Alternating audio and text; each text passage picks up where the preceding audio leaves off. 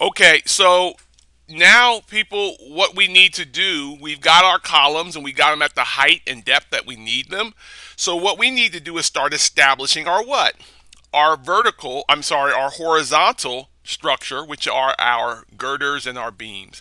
If you look at the handout will tell you that the spandrel, which is the beam that goes all the way around the outside, is a W12 by 27. And so we're going to pick those first and we're going to put those in first. How would we do it? Let's go to our second floor to start that. Now, if you look on the second floor, what we're going to do is go to beam. And first, let's see. Oh, there's a W12 by 26. This calls for a 27. Typically, what we will always do is go up. We don't want to go down because that calculation may not work with a W12 by 26. So if we go to the load family function, this time we want to go up. We don't want to try and get it from anywhere else but structural what? Beams? No, structural framing. We want to go to steel.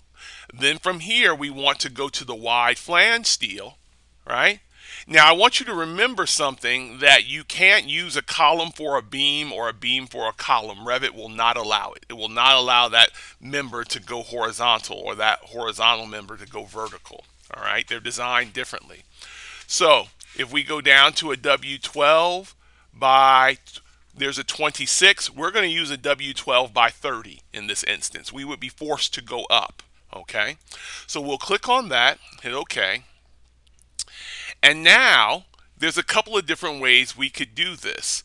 We could simply draw, and if I go to TL for thin lines, come down here, go to Fine and Wireframe, I can simply draw from here and then draw to here. But let's see what happens when I do that. There, it places it right where I wanted it. Okay. Now, the next thing I should do is say, hey, if I click on this, I can just hit create similar, right? Remember that command? And I can go here and say pick lines. But if I click on pick lines, look what it does. It's going to draw it all the way through that entire line. So obviously I don't want to do that. So in this instance, I'm simply going to click on, oops, I put another one in. That's my mistake. Escape gets me out of the command. I'm going to go back to create similar. And I'm going to just draw from here to here. And you see how it gives me that gap. We'll talk about that gap later. And it's just nice and easy enough to draw from all the way around, right? And I'm hitting escape to get out of the command. Okay. Now I'm going to start from here, right? Make sure I get that endpoint, and I go where? Down to this next column here. Escape. And I'll go down to this column here. I'm hitting escape as I go column to column. Now there's another way. There's a little bit of a shortcut for something that I'll show you a little later, but right now I just want you to get in the habit of drawing them so that you can draw from the control points on the columns. Okay. We'll come across here. And as you can see, there's parts of the exercise that can be somewhat tedious. Remember, hit escape as you're drawing. Just takes a little practice. We'll go down to this one here. And then we're going to go from here to here. And then we're going to go from here all the way up to here. Now, if you look, we also have a couple of other columns that need to go in. I need to draw from here across to this column, right? And then I need to draw from here across to this column.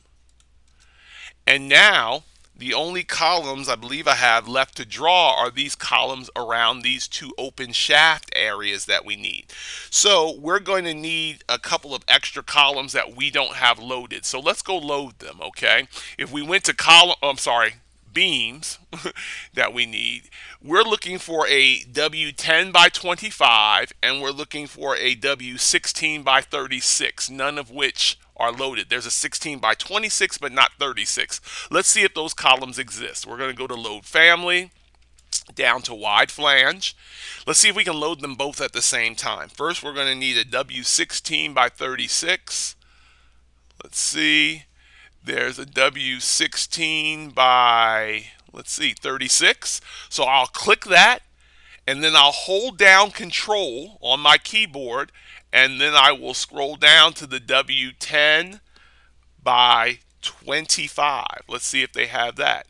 There's a 10 by 26 that will do. Okay. So now let's see if we can change.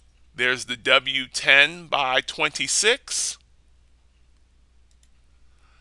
Let's draw that from here to here. Then we'll go over here. We hit escape. Draw that from here to here. And now we need the W16 by 36, right? So we need to draw the W16 by 36 to here, and then the W16 by 36 to here. And what you're saying right now is, Joe, you're making a mistake. Well, yes, but that's just so I can show you that you can click this one, hold down Control, click the other one, and then do what?